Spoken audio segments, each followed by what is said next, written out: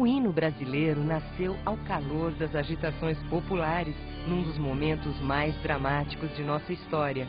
Para comemorar a abdicação de Dom Pedro I, o hino, que havia sido criado em 1822 para saudar a emancipação política, se transformou num grito de rebeldia da pátria livre contra a tutela portuguesa. Durante quase um século, o hino nacional brasileiro foi executado sem ter, oficialmente, uma letra.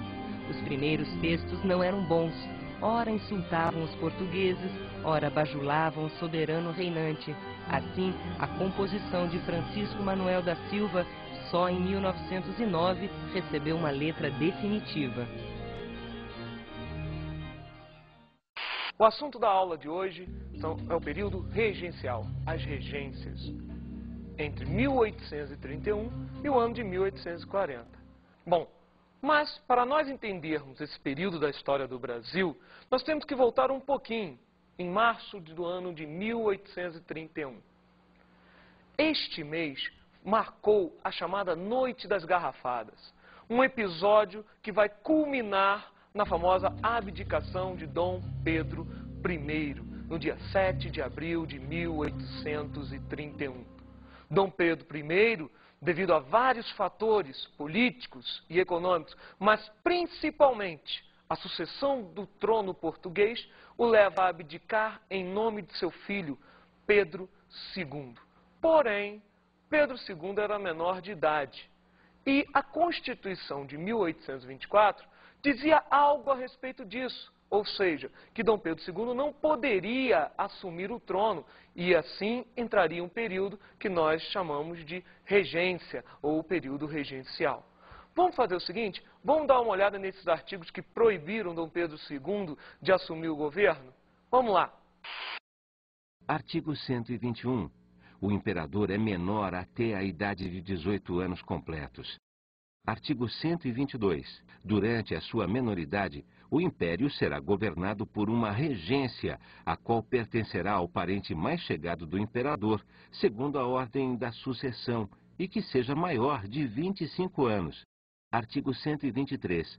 Se o imperador não tiver parente algum que reúna estas qualidades, será um império governado por uma regência permanente, nomeada pela Assembleia Geral, composta de 3 membros, dos quais o mais velho em idade será o presidente. Artigo 124.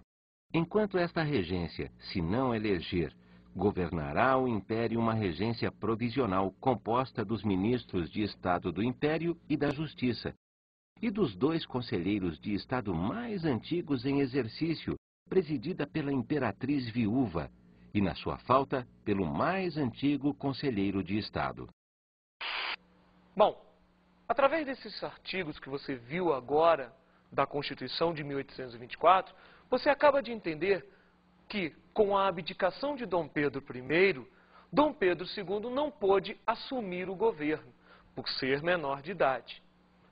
Já que Pedro II era menor de idade, Dom Pedro I teve que nomear um tutor, José Bonifácio, e organizar o período, que é o tema da aula, regencial, de 1831, da abdicação de Dom Pedro I, até 1840, com o golpe da maioridade e a subida de Pedro II, Dom Pedro II, ao poder. Bom, a regência em si, ela foi dividida em vários momentos. Tivemos a regência trina provisória, entre abril e junho de 1831, a regência trina permanente, que vai de 1831 a 1834, quando ocorre a formulação do Ato Adicional de 34, que vai determinar a regência una de Feijó e a regência una de Araújo Lima. Bom, mas o grande destaque dessas 2 regências, a trina provisória e a trina permanente, é o famoso Francisco de Lima e Silva, famoso Chico Regência, porque este indivíduo veio a ocupar cargos na regência, tanto na regência trina provisória, como na regência trina permanente. Lembrando, trina provisória, de abril a junho, E de junho de 1831 até 1834, você tem a regência trina permanente. Destacamos nesse período de 31 a 34, ou seja, dentro do período da regência trina provisória e da regência trina permanente, a formulação da Guarda Nacional. Formulação desta guarda que tinha como objetivo defender os interesses das oligarquias, ou seja, das classes mais privilegiadas, da elite da sociedade brasileira. Interessante, né? Uma guarda nacional deveria responder os seus atos para defender a população, os interesses da população, mas não. Na verdade, a Guarda Nacional defendia os interesses de uma elite, a elite latifundiária brasileira, que era a mesma do período colonial, latifundiária, monocultora e escravocrata. Então, essa Guarda Nacional, ela tem como objetivo principal, defender os interesses da elite brasileira, criada por Diogo Antônio Feijó. Bom, dentro dessa brincadeira, você tem também a criação do Código Civil Criminal. O Código Civil Criminal que foi criado no período da regência trina permanente. Ou seja, o que nós acabamos de falar está dentro desse intervalo de tempo da trina provisória e da trina permanente, entre 1831 e 1834. Destacamos dentro do período da trina permanente o surgimento de 3 correntes políticas. Vocês lembram como era no primeiro reinado? Aquele período que vai desde a proclamação da independência do Brasil no ano de 1822 até a abdicação de Dom Pedro I no ano de 1831? Lembram, não? Então vamos relembrar? Você tinha 2 correntes políticas. A primeira, o Partido Português, que defendia os interesses de Dom Pedro I. Já a segunda corrente política era o Partido Brasileiro, que defendia a separação do Brasil perante Portugal, ou seja, a independência. Vamos ver o seguinte agora. Se nós tínhamos 2 correntes políticas, quantas correntes nós vamos ter no período regencial? 2? Não. O que nós temos agora são 3 correntes políticas. Essas 3 correntes políticas são ramificações do Partido Português e do Partido Brasileiro. A primeira são os moderados ou chimangos. A segunda corrente política são os restauradores ou caramurus. Já a terceira corrente política são os exaltados ou jurujubas. Cuidado para não confundir jurujuba com jujuba. Uma coisa não tem nada a ver com a outra. Bom, mas quem eram os personagens dessas 3 correntes políticas? Dentro dos moderados ou chimangos, nós tínhamos a aristocracia da sociedade brasileira da época.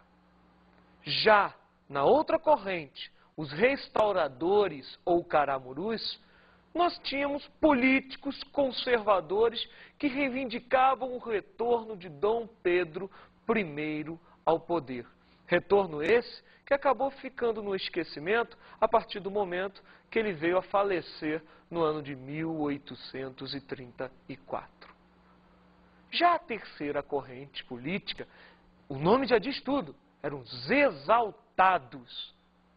Esses exaltados, muitos deles proprietários rurais, latifundiários em si, reivindicavam a proclamação de uma república. Vale aqui uma ressalva. Não são todos os proprietários rurais. A maioria defende a monarquia. A maioria defende a sociedade brasileira patriarcal. A maioria defende o latifúndio monocultor escravocrata. E todos eles tinham, com certeza, ligações com o monarca. Bom, vamos viajar um pouquinho. No ano de 1834, nós formulamos o ato adicional, que nada mais foi do que a reformulação da Carta Constitucional de 1824, que é considerada a primeira Constituição oficial do Brasil. Por que oficial? Vocês lembram? Não? Então vamos voltar um pouquinho, só para a gente entender? No ano de 1823, era feita a Constituição da Mandioca.